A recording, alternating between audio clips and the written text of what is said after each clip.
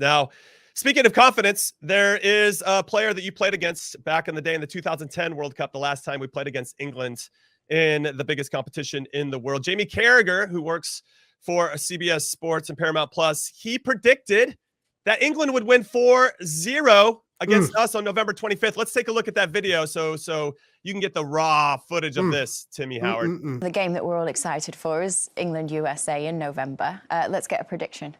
4-0. To England, I'm assuming from you. That's a big scoreline. England's a good team. European final, World Cup semi-final. I might take 4-0 at this point. I think that, 4-0 for us, of course. Look, I think this is a fantastic England team. That being said, they're not playing very well currently either. But they're, for me, still one of the most dangerous teams. And, that was the first thing, Jimmy, I thought about when I watched the last U.S. game.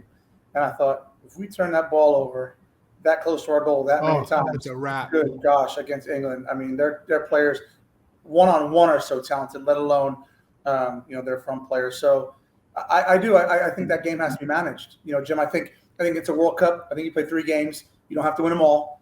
And I think as you all understand, there's going to be certain moments that have to be managed, whether it be goal difference, whether it be playing for a draw. I think that's okay as long as you can get through the group. And I think the England game, yes, it could get out of hand given where both teams are, but it needs to be managed. Do you think that, again, looking at this last game, it just felt like a massive departure from what we just accepted the team as to be? Again, we've all been in matches, even with the national team, where you're trying something, right? Even after a few, keep trying it. We're trying to work on something, work through something. That just seemed like a massive departure in terms of like the expectations of the players. When I look at Walker Zimmerman, he slid straight into the national team because he was a predictable center back, right? Big in the air, organized. And because we decided when we don't bring in a Tim Ream or John Anthony Brooks, we don't want to play. We don't need those guys to make the game for us. Do you think that we're closer to a game plan than and obviously each match is going to be different in a World Cup, but closer to a game plan in terms of how we're going to go about getting results, and this was just a one-off? Or do you think that we're still, as Jimmy mentioned the other day, tinkering with how it is we want to actually go into a World Cup, because it feels a little bit late for that? I've heard it, seen it, and I've read it, right? Like that we thought we departed from that way of playing, and it felt like we've gone back. I think there's a game plan. I do, and look, I know Greg doesn't have a lot of time with these players. He's at this game and next game, and then off to the World Cup. Heath, what I would love to see, which I didn't see, is this. And I can tell you that I've been there. I can't speak for you guys. I'm sure you have. I've been there. I've been a part of teams that want to play a certain way. Winning football matches is the only thing that mattered to me, okay? Mm-hmm. And so we gave the ball away, 54 times in the first half. As a player, in our own half. As a player, that's not good enough to me, right? Where leadership is involved is this. It's 0-0. We've given the ball away 2 handfuls of times. I want to see my goalkeeper, certainly my center backs go, we're hitting it up there. And I know in 20 minutes when the whistle blows, the gaffer is going to give me a talking to. And I'm going to stand up in the dressing room and I'm going to speak to the gaffer and I'm going to say, oh, that's fine. That's fine. We departed from the game plan. But if I didn't take that on my shoulders, gaffer, we'd have been 4-0 down. So something has to change. Right. I hold my hands up. Who is that guy, right? Who is that guy? And so being able to be strong enough as a leader to challenge the manager, not question the manager, but challenge the manager and say, I know this is what you want, but guess what? I want to win the football match. So we can change something now. Maybe you take me out of the game, but that's how it is. And that's real true leadership. Don't know if they have that, because if they did, quite frankly, you wouldn't give. We would have saw it. Right. And people say, well, that's the experience, right? They're giving these players the opportunity so that, 3 years from now, they look back and go, oh, we should have done that. But now we know what that feels like. We're trying to say, hey, we're going to try and prevent you from going down that path. We want to let you know now that you got to do it.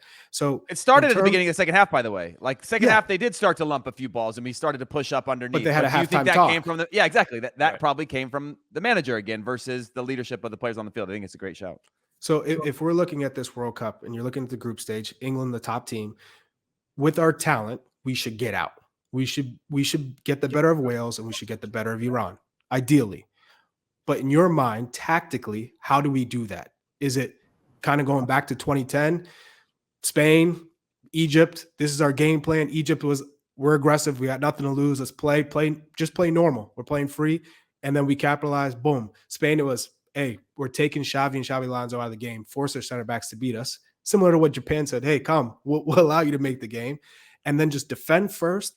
And then everything else is extra credit. Counterattack, set pieces, allow your creative players to be creative with space, but we're going to defend first. Do you think that's the way to get through?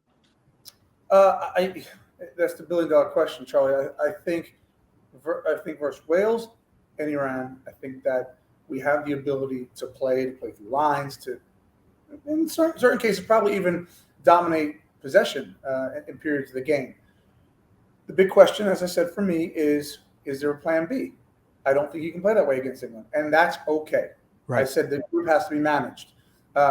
If the idea is to subscribe solely to that version of playing, I think the England game could get out of hand, right? And so I think there has to be some flexibility within the team, and maybe does this team have the ability, as you said, to be under pressure against England and go, you know what, we're bunkering down for the next 20 minutes. We just got to see this thing to halftime. Have we seen that?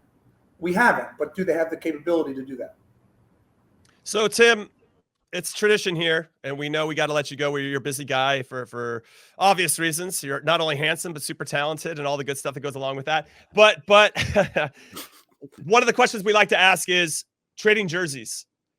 One, I don't even know if goalkeepers trade jerseys after games. That's one. I don't even know. I don't think I've ever seen it. I don't think I've ever Second, seen it. Don't chime in here. Don't chime in. No. Listen, real quick. By the way, it sounds like, speaking of financial literacy, Jimmy's really buttering you up, Tim, and I think he might come ask for a loan soon. I mean, I feel like he's a lot. He might be coming. These are the people you got to watch out for, because he's going to come soon and be like, "Hey, man, can I borrow? Can you fill my pockets a little bit?" I said nice things. So Tim, the question is, have you traded jerseys with anybody? And who's the best one you've gotten? Or do you have a regret of not trading jerseys with a player that you wish you would have? Heath, don't chime in here. Just don't. Regret. I have a ton. We've traded jerseys. Tons of regrets. Wayne Rooney in the 2010 World Cup I traded with, and that was awesome because of the moment and all of that.